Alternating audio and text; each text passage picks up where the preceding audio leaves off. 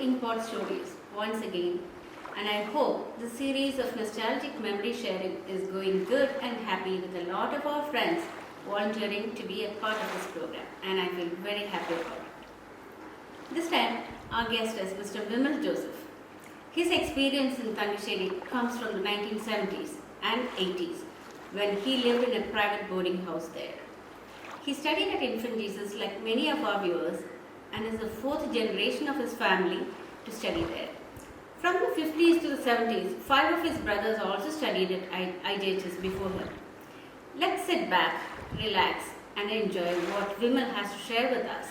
His thoughts, his memories, and nostalgia, all of it coming in from Canada where he is settled now.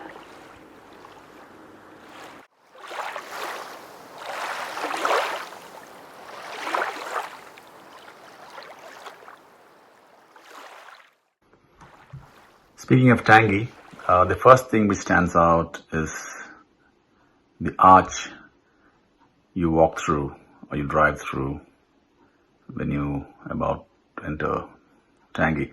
The moment you cross over, you get a feeling that you're in a different place. The air is different, the wind is different, the culture is different over there. At least it used to be before.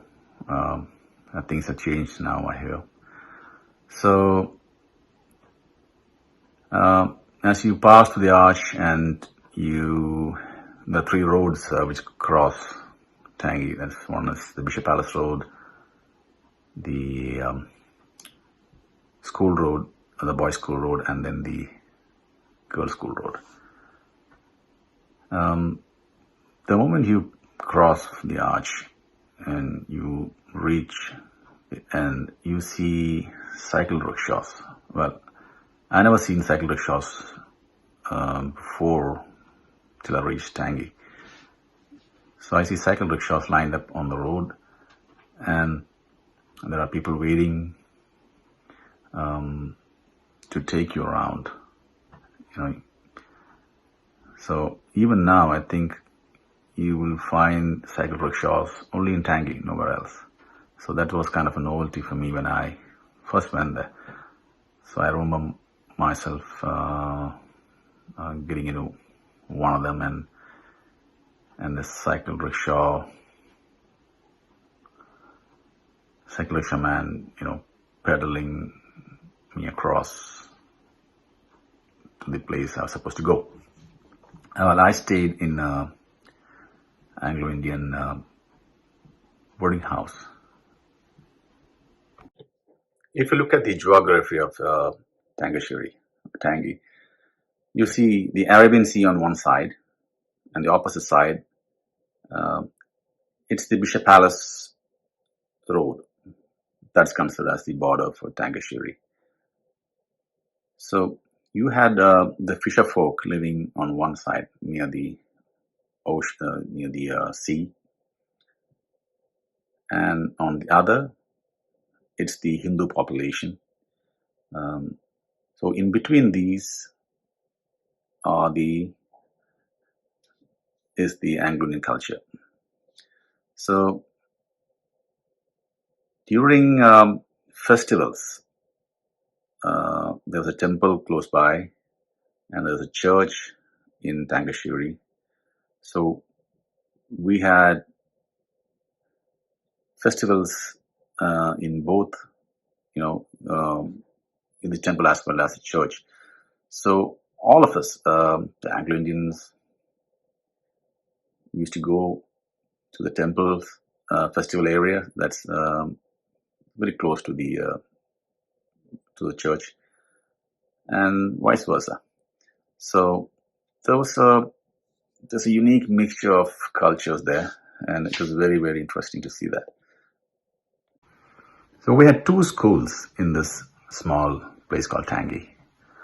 One was the Infant Jesus Anglo-Indian Boys High School, and the other the Mount Carmel Girls High School, or Mount Carmel Convent as we call it. So these 2 schools were the main source of income for the people of this place. A lot of the houses around the schools had private boarding houses, and the shops around here thrived because of the school. And the school mainly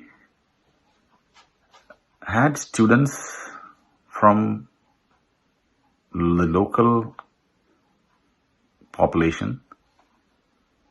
That local population, I mean, in and around Quilon, as well as students who have come from faraway places. Because I know students who have come from Kottayam and Trivandrum who stayed in the boardings and studied. So those days,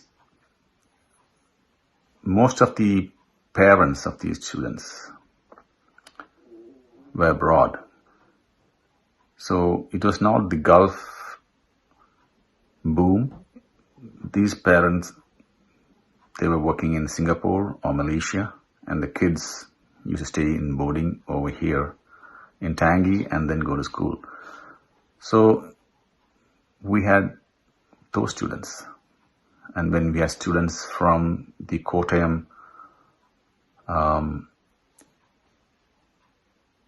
rubber plantation belt, kids of those parents. So Infant Jesus School, Infant Jesus Anglo-Indian Boys High School, was a well-known, reputed school back in the day.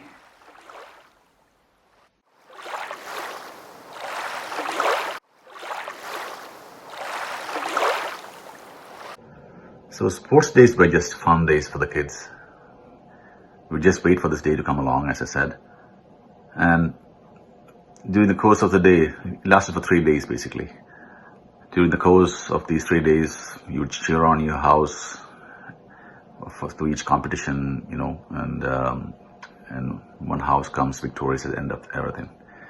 A lot of activities happened during these days. Amongst them was songs being played out over the microphone, those big microphones, the big speakers we had in school, and we could request songs for your friends, teachers, and play any song you wanted. So kind of a DJ playing the songs over the loudspeaker during these days.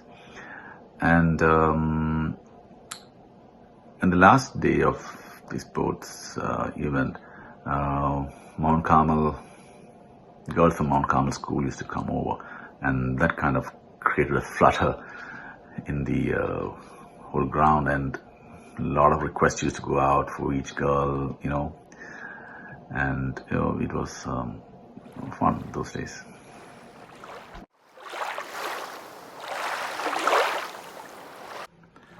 Now, the school had some great teachers. I can think of Miss Indrani, who taught chemistry, one of the brilliant teachers. Miss Zita, Miss Patrick, Miss Rosie, all the brilliant teachers. Miss Master Cyril, Miss Phyllis, all the names I just remember. And we had NCC, National Cadet Corps, Air Wing in the school. So I was a part of that NCC group, and we used to go for camps to various schools outside Quilon. Loyola School in Trivandrum, there was one school we went, I remember. And the thing about NCC was that you were given off time off from school, studies basically, and then you go So that was one way of getting away from, we look forward to getting away from school. But it was tough. And we used to be called Yataka Patalam for the reason that after each drill, or rather, we used to be called for Republic Day, Independence Day parade, and go on march to the march past. And prior to the actual day, we had a lot of rehearsals. So we go out for those rehearsals. After the rehearsal is completed, the food that was given out was raw banana, or sometimes if you're lucky you get masala dosha or something like that. But this kind of the name stuck with the NCC core, the group, and they call us Yatika Patala for that reason.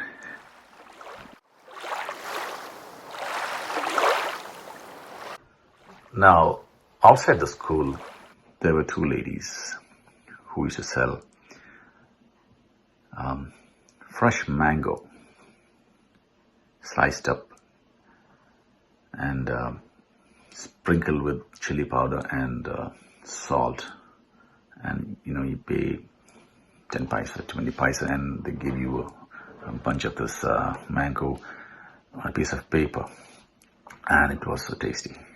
It was just out of the world. So in the in early 80s, the school had a new principal.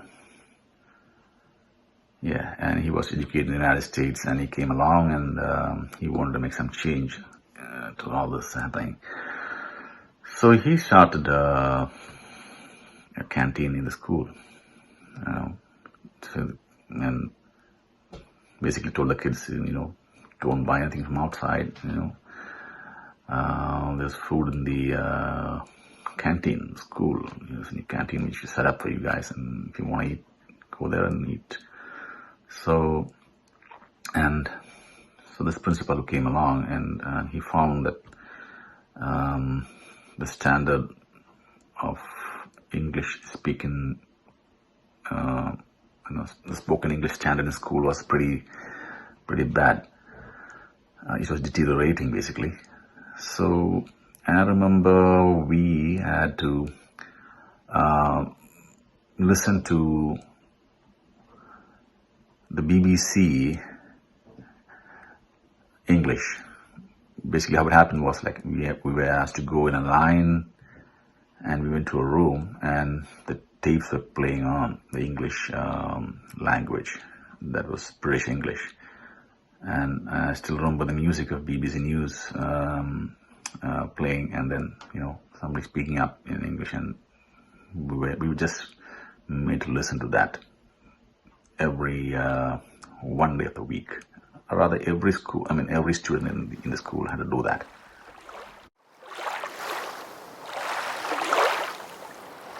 So coming back to Tangi, Tangi had these shops which were pretty famous by their name. Everyone knew these shops just by their name and what they were selling. And because the whole of Tangi had very few shops, so everyone knew each other, and everyone knew what each shop sold.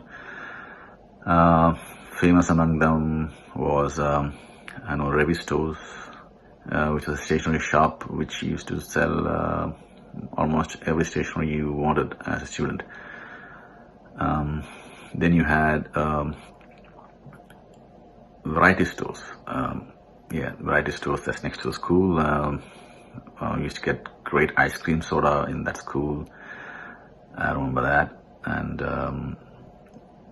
And then we had one saloon.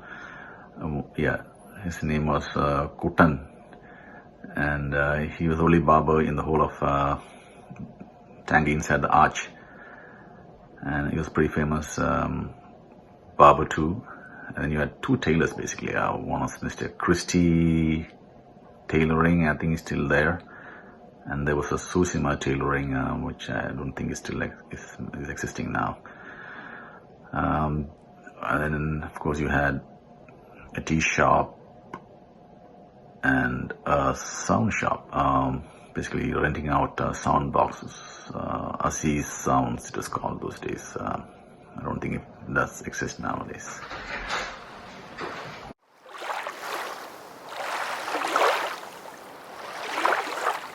So I grew up with this Anglo-Indian family in Tangi, and it was an experience which I will always cherish. Weekends were pretty hectic and pretty interesting. Just for the fact that weekends they used to have this gathering over at Summer House by the beach. Most of the Anglo-Indians would come there. And they used to have a game of housey or bingo, whatever you call it. And then the band used to play, songs, and there was a dance after that. And that's how the day ended, the weekend basically. They enjoyed the life like that. They were very handymen, I would say. Most of them, some of them rather, worked in the Indian Railways, and some of them were good athletes. They were good hockey players. If you joined the Railways through the sports quota, I know my classmate, he's still with the Railways, Railway Police basically. And that's how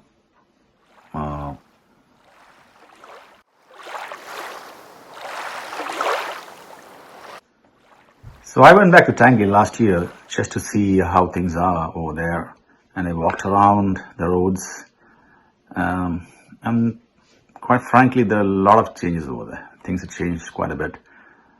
There was a road leading, a winding road from the side of Mount Carmel. You walk through the rocks and you go up a cliff, and you get to see those waves crashing against the cliff, and you go up, and that leads you to the Dutch and Portuguese cemetery. That doesn't exist anymore. The Dutch and Portuguese cemetery has been totally encroached upon, and there I happened to walk into that road, and I asked the people staying there, and there were a couple of cemeteries on this road. They said, yeah, it is still there, but we are staying on top of them. So that kind of, it's a shocking and it's a disgrace basically. I hope somebody does something about this heritage site, which should have been left, as tourist attraction. You would find